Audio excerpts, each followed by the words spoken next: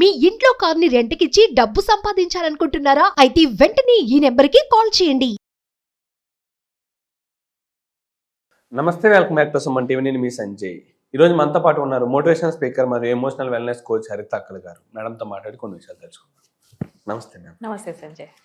Ma'am, మనం ఆడవాళ్ళ నిస్సహాయత గురించి మాట్లాడుకున్నాం. అలాగే చూసుకుంటే ఇది కూడా ఆడవాళ్ళ నిస్సహాయత అని చెప్పాలి. ఏ విధంగా అంటే తాగి వస్తుంటారు చాలామంది భర్తలు. అంటే తాగుడనే కాకుండా తాగుడు సంథింగ్ వాళ్ళ ఏదైనా పర్సనల్ ప్రాబ్లమ్స్ కానీ, బయట ఆఫీస్లో ప్రాబ్లమ్స్ కానీ, ఇలాంటి ప్రాబ్లమ్స్ అన్నీ పట్టుకొచ్చి ఇంటి దగ్గర ఆడవాళ్ళ మీద రుద్దుతూ ఉంటారు. కానీ అలాంటి సందర్భాల్లో ఆమె సర్దుకుపోవాలంటారా? ఎలా రియాక్ట్ అవ్వాలంటారు? అసలు రియాక్ట్ అయితేనేమో విడాకుల వరకు వెళ్తుంది, సర్దుకుపోతేనేమో ఇంకా ఆయన కొట్టడం, ఇలాంటి మనస్పర్ధలకు గురి చేయడం జరుగుతుంది. అసలు అలాంటి సందర్భాల్లో ఆడవాళ్ళు ఎలా రియాక్ట్ అవ్వాలంటారు? ఇదొక జబ్బు సంజయ్. నన్ను అడిగితే ఇదొక జబ్బు అనే అంటాను. ఎందుకంటే నీకు ప్రేమ ఉంటే ఒకరి మీద చెయ్యి ఎలా చేసుకుంటారు? ప్రేమ అంటే కొట్టడం కాదయ్యా, దగ్గర తీసుకోవటం. అదేం movie, I want to speak about movies also. ఎందుకంటే మూవీస్లో చూసి లవ్ లాంగ్వేజే మారిపోతుంది బయట జనాలది. రామచంద్ర ఒకప్పుడు ప్రేమకి వైఫ్కి మల్లెపూలు తీసుకురావటం లవ్ అండ్ ఎఫెక్షన్ అని చూపించేవాళ్ళు హస్బెండ్కి. ఇప్పుడు మూవీస్లో ఏం చూపిస్తున్నారు తెలుసా? వాడికి ఫ్రస్ట్రేషన్ వస్తే చంప పగలు కొట్టడం, నెక్స్ట్ డే వెళ్ళి సారీ చెప్పటం. ఈ 24 గంటల ఆ అమ్మాయి ఏమైనా చేసుకుంటే అది లవ్వా? నా బంధ రియాలిటీ చూపించాలి. రియాలిటీ ఇక్కడ ఏమవుతుందంటే ఇది చూసి వాళ్ళని చూసి మళ్ళీ వీళ్ళు బయట సినిమాలు ఎగ్జాంపుల్స్, బయట ఎగ్జాంపుల్స్ చూసి మూవీస్ లో తీస్తున్నారు. వాడు వీళ్ళని చూసి ఇంకా ఎక్కువ చేస్తున్నారు. అరే నిన్ను ఒకరు కొడుతున్నారు అని అంటేనే, చిన్నప్పుడు అమ్మ కొట్టింది అనుకుందాం, టీచర్ కొట్టాడు అనుకుందాం, వాళ్ళు దేనికి పెడతారు, దేనికి కొడతారు? క్రమశిక్షణ నుంచి కొడతారు. 18 years దాటిన తర్వాత ఇంకా మనం చేతలతో మనం చెప్పలేం. అప్పుడు చెప్పాల్సిన వాళ్ళు అడల్ట్స్ అయిన తర్వాత ఎవరు చెప్తాడు తెలుసా? పోలీస్ చెప్తాడు. వాళ్ళకే పవర్స్ ఉంటాయి పోలీసులకి, ఇంకా వేరే వాళ్ళకి పవర్స్ లేవు అక్కడ కొట్టి చెప్పేది. కానీ అది భర్తలు తెలియట్లేదు, కొంతమంది భర్తలకి తెలియట్లేదేంటి సంజయ్? నేను అసలు ఒప్పుకొని తెలియట్లేదంటే ఈ రోజు అసలు వాళ్ళ సైడ్ మాట్లాడొద్దు. కాళ్ళతో కడుపు మీద కొడితే తిరిగి నీ కొడుకో నీ కూతురు అదే కడుపులో నుంచి పుట్టాలా? నువ్వు కూడా ఒక అమ్మ కడుపులో నుంచే వచ్చినావు. ఆ ముక్క గుర్తు పెట్టుకోకుండా కాలుతో కొట్టి నెక్స్ట్ డే నా వైఫ్ దే ప్రాబ్లం అని సమాజంలోకి వెళ్ళి చెప్పొద్దు. అది మెంటల్ గా డిస్టర్బ్డ్ గా ఉంది సో నేను కొట్టాను అని అంటే ఎక్కడ నడుస్తుంది సంజయ్? మెంటల్ గా డిస్టర్బ్డ్ ఉన్న వాళ్ళు సాఫ్ట్వేర్ జాబుల్లో 3 లక్షలు 4 లక్షలు సంపాదించేటోళ్ళు ఉంటారా నీకు? అంటే ఈగో వేరు, నీ ఫ్రస్ట్రేషన్ వేరు, కోపం వేరు, డిఫరెంట్ ఎమోషన్స్ ఉంటాయి సంజయ్. యాంగర్ మేనేజ్మెంట్ స్కిల్స్ వాళ్ళు ప్రాక్టీస్ చేయకుండా, ఇదిగో నా వైఫ్ నా పైన అరుస్తోంది, ఫ్రస్ట్రేషన్ వస్తుంది, అది అరిసింది కాబట్టి నేను కొట్టా. ఒకరోజు ఒకడు ఫోన్ చేశాడు నాకు. ఓకే, అప్పటికే వైఫ్ ఫోన్ చేసింది, నన్ను కొట్టాడనింది. నేను ఆమెతో మాట్లాడాను. 2-3 hours పట్టింది నాకు. ఆమె 3 hours కాల్ తెలుసా? అన్ని షట్ డౌన్ చేసి అమ్మాయితో మాట్లాడాను. 3 hours కాల్ తర్వాత 2 days తర్వాత ఈయన ఫోన్ చేసినాడు హస్బెండ్. నేను ఎందుకు కొట్టానని నువ్వు అనుకుంటున్నావు అని అడుగుతాడు. ఏదైనా అవని నువ్వు కొట్టావు, డొమెస్టిక్ వైలెన్స్ జరిగింది అనగానే అమ్మ డొమెస్టిక్ వైలెన్స్ అంత పెద్ద వర్డ్ యూజ్ చేయకమ్మా అంటాడు. This is a domestic violence case. నువ్వు యూజ్ చేయొద్దు అని అంటే అది యూజ్ చేస్తే లా వర్క్ వెళ్తాననే కదా నీ భయం ఆపుతుంది, రైట్? నేను ఏమంటానంటే ఇక్కడ డొమెస్టిక్ వైలెన్స్ ఇవన్నీ పక్కన పెడితే, ఆ రోజు ఆయన ఫోన్ చేసి ఏమడిగాడు తెలుసా? నేను ఏమి ఆ మాట అమ్మాయి అంటే నేను కొట్టేదాకా వచ్చాను, మీరు అడిగారా అని అంటాడు. నువ్వు ఏ మాట వచ్చినా కూడా వైఫ్ నోటేమాట చెయ్యి ఎత్తకుండా ఉండే సెల్ఫ్ కంట్రోల్ నువ్వు పెంచుకో. తర్వాత నువ్వు యాంగర్ మేనేజ్మెంట్ కోసం వైఫ్కి పేమెంట్ చేద్దు. కానీ నీవే ఇప్పుడు రియల్ లైఫ్లో చూపిస్తున్నావు కదా యాంగర్ మేనేజ్మెంట్ స్కిల్స్ లేవనేసి. కోపం వచ్చింది సో కొట్టాను, కంట్రోల్ చేయాలి సో నేను కొట్టాను, నాకు ఫ్రస్ట్రేషన్ వచ్చింది సో కొట్టాను, నాకు ఆఫీస్ లో నా బాస్ అన్నాడు it was a bad day, అప్పుడు తనన్నా అర్థం చేసుకోవచ్చు కదా, తను కామ్ ఉండొచ్చు కదా, తను కూడా ఎందుకు ఆ రోజు నన్ను అంటుంది సో నేను కొట్టాను. ఎవరిచ్చారు హక్కు సంజయ్? తాళి కట్టినాడు నేను కోపం వస్తే కొడతానని ప్రామిస్ చేయరు. తలంబ్రాలు పోసేటప్పుడు తండ్రి దగ్గర మనం చేయి పట్టుకొని వాళ్ళు అప్పగింతల టైంలో నేను కాపాడుతాను అని ప్రామిస్ చేసినారు. నేను తిరిగి తంతాను, నేను కాలుతో తొక్కుతాను, కాలుతో కొడతాను అని కాదు కదా ప్రామిస్ చేసింది. నిలబెట్టుకోండి అయ్యా ప్రామిస్లో. At least whatever you have done. తండ్రి తను కాపాడాడు, నెక్స్ట్ ఫర్దర్ లైఫ్లో నువ్వు నా బిడ్డను కాపాడని ఇస్తాడు. ఎంతమంది ఆడవాళ్ళు తండ్రికి ఫోన్ చేసి డాడీ నన్ను కొడుతున్నాడు డాడీ ప్లీజ్ హెల్ప్ చేయవా, డాడీ ఈరోజు నా దెబ్బలు తిన్నాను డాడీ నాకు ఈరోజు ఫుడ్ కూడా పెట్టలేదు డాడీ వీడు. తండ్రి ఏం చేయాలి? అంటే ఓవర్ సపోర్టివ్ పేరెంట్స్ గురించి నేను మాట్లాడట్లేదు. మరి ఇలాంటి కేసెస్లో పేరెంట్స్ ఏం చేయాలి? ఎవరు హెల్ప్ చేస్తారు సంజయ్? ఎవరు హెల్ప్ చేస్తారు? డొమెస్టిక్ వైలెన్స్ కేసెస్ ఎలా ఉంటాయి తెలుసా? వాళ్ళకి తెలుసు వాళ్ళపైన వాళ్ళు కొడుతున్నారు అనేసి, బట్ స్టిల్ వాళ్ళు అడ్జస్ట్ అవుతారు. ఎందుకంటే కిడ్స్ ఉండొచ్చు, బయటికి వెళ్తే ప్రపంచం ఇంకా దరిద్రం కాబట్టి ఈ ఇంట్లోనే నేను అడ్జస్ట్ అవ్వాలి అన్న మైండ్ సెట్ ఉండొచ్చు. లేదా నాకు కిడ్స్ ఇంకా ఏదో ఒకటి, ఏ తండ్రి లేని దానికంటే ఏదో ఒక తండ్రి ఉండడం బెటరు అని అడ్జస్ట్ అవుతున్నారు. బయటికి వెళ్తే నేను అంత ఫినాన్సెస్ నేను సంపాదించలేను, అతని ఫినాన్సెస్ నాకు ఇంపార్టెంట్ కాబట్టి అడ్జస్ట్ అవుతున్నారు. లేదా సమాజం ఇంకా చండాలంగా ఉంది, నేను ట్రాప్లో పడిపోతానేమో అన్న భయానికి కూడా అడ్జస్ట్ అవుతున్నారు. ఈ 5-6 మైండ్ సెట్స్ని హ్యాండిల్ చేయటం ఈజీ అలాంటివి వాళ్ళకంటే. నిజం చెప్తున్నాను, ఇలాంటి ఎన్వైర్న్మెంట్లో కొట్టి తిట్టి కాలుతో తంతున్న తండ్రి మధ్యలో కొడుకు పెరిగి రేపొద్దున ఆ అబ్బాయి ఇదే పర్సనాలిటీ అయ్యే కంటే సెపరేట్ అయ్యి ఇలా ఉన్నాడు కాబట్టి నేను ఇలా సెపరేట్ అయ్యానని తల్లి చెప్పుకోవడం స్టోరీ చాలా బెటర్ సంజయ్. నిరంతరం నేను మిమ్మల్ని కాపాడటానికి నేను ఫేస్ చేస్తున్నానని కూతురు ముందు తల్లి దెబ్బలు తినే కంటే కూడా బయటకు వచ్చి ఇలా ఉంది కాబట్టి నేను నా పైన నేను స్టాండ్ తీసుకొని మిమ్మల్ని పెంచుతున్నాను, అది బెటర్.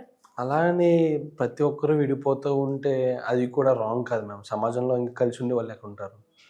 అది కూడా ఒక ప్రాక్టికల్గా మారిపోతుంటుంది. పెళ్లి చేసుకున్నాం, పిల్లల కన్నా ఒక్కసారి కొడితే విడిపోకండి, ఒకటేసారి ఎప్పుడో ఒకసారి చేశారంటే కొట్టడం అనే దానికి పులి స్టాప్ పెట్టడం వేరే అంటే సంథింగ్ వేరే రీజన్స్ వాళ్ళు యాక్సెప్ట్ చేయాలి సంజయ్. ప్లీజ్ నేను ఆ మేల్ క్లయింట్స్కి కూడా ఏం చెప్తానంటే accept that even you need sessions. వాళ్ళు ఫోన్ చేసి ఏమంటారు తెలుసా, నేను నా వైఫ్కి పేమెంట్ చేస్తాను మేడం, తనతో మాట్లాడండి.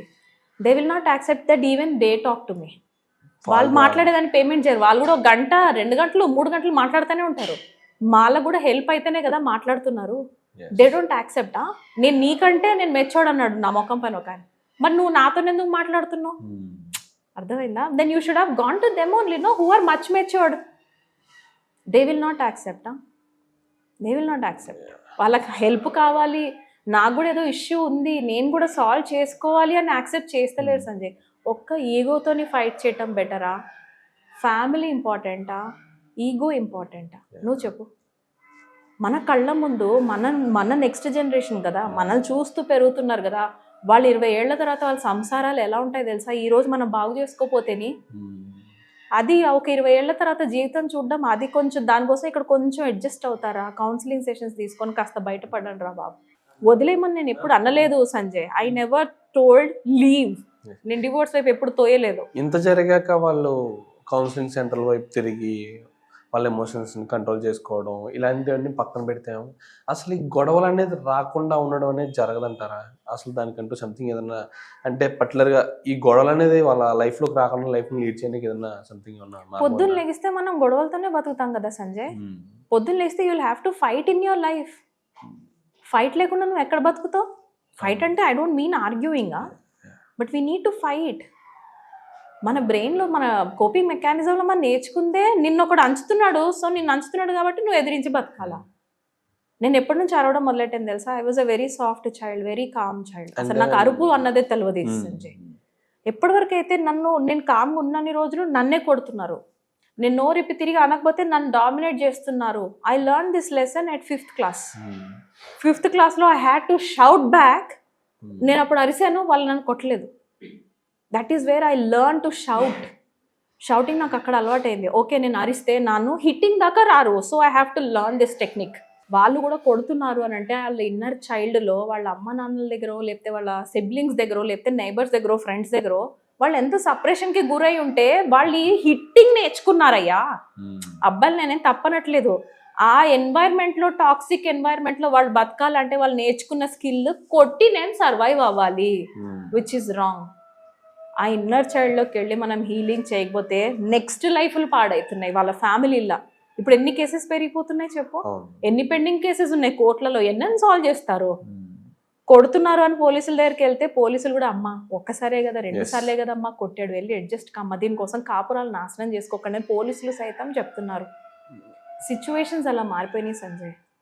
So there is a solution. మనకు కనెక్ట్ అవ్వమని నేను మళ్ళీ చెప్తాను, this is not any marketing. నేను మార్కెటింగ్ కోసం, మనీ కోసం సుమన్ టీవీకి రాలేదు, రైట్? కనెక్ట్ అవ్వండి ఫస్ట్, కనెక్ట్ టు అస్. తర్వాత మనం ఏ విధంగా వాళ్ళకి హెల్ప్ చేయగలమో మాట్లాడదాం. నిజంగానే కౌన్సిలింగ్ సెషన్స్ హెల్ప్ అవుతాయి. గట్టి కొడితే 2 years మనతో మాట్లాడిన మైండ్ సెట్స్ చేంజ్ చేస్తాం మనం. వీ డోంట్ గివ్ పిల్సా, నేను మందులు ఇచ్చి మాపు చేయను, నేను మైండ్ సెట్ చేంజ్ చేస్తాను. మైండ్ సెట్ చేంజ్ చేయాలంటే సోల్ చాలా రెసిస్ట్ చేస్తుంది. నీకేం తెలుసు అసలు నేను ఫేస్ చేస్తాను, నీకేం తెలుసు అని అడుగుతారు కొంతమంది క్లయింట్స్. తెలుసా? ఫేస్ మీద అడుగుతారు. ఆఫ్ కోర్స్ ఐ నో, నేనేం ఫేస్ చేయలేదు, నాకు తెలియదు మీకు అంటారు. Calm down them and then they will come to you. వాళ్ళు ఒక స్టేజ్ దాటిన తర్వాతనే నన్ను నమ్ముతారు. అప్పుడు నేను చెప్పగలిగే చేంజెస్ చేస్తాను. కొంతమంది క్లయింట్ 6 months పడుతుంది, వాళ్ళు నమ్మరు. కొంతమంది 2 to 3 daysలోనే నమ్మేస్తారు. They will completely surrender. It will take some time. Hitting is not allowed. ఇద్దరికి చెప్తున్నా, పదే పదే కొడుతుంటే ఒక్కో దెబ్బ అమ్మాయి ప్రింట్ అవుతోంది మెమరీస్లో. 20 ఏళ్ళ తర్వాత అమ్మాయి మిమ్మల్ని నలుగురు ముందు ఇన్సల్ట్ చేస్తుంది. Be prepared for that. ఎందుకంటే సప్రెస్ అవుతోంది ఎమోషన్. 20 ఏళ్ళ తర్వాత నలుగురు ముందు కలిపి వాళ్ళని ఇన్సల్ట్ చేయడం మొదలు పెడతారు. నువ్వు చూడు, 20 years బ్యాక్ చాలా డల్గా కామ్గా సైలెంట్గా ఉన్నాడు. అది 20 ఏళ్ళ తర్వాత నలుగురు ముందు హస్బెండ్ ఇన్సల్ట్ చేస్తూ ఉంటారు 20-25 years తర్వాత. This is because of that hitting or extra domination. So don't do that. No, మన లైఫ్ మనమే నరకం చేసుకుంటున్నాం 20 ఏళ్ళ తర్వాత.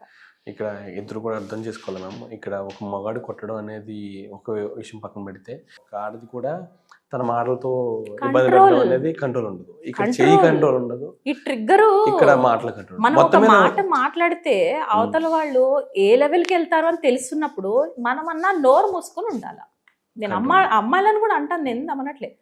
అక్కడ ఆ మాట అనకూడదు. వాడు తాగున్నాడు, నేను చెప్తున్నా, వాడు వస్తుంది, వాళ్ళు తాగున్నారు, వాళ్ళ మీద వాళ్ళకే సోయలేక ఊగుతున్నారు అన్న కండిషన్లో మనం పోయి వాళ్ళ ట్రిగ్గర్ చేస్తే ఇంకేమవుతుంది? Obviously let them be in that state. అది అయిన తర్వాత 24 hours 48 hours తర్వాత నువ్వు కూర్చొని మాట్లాడండి కదా.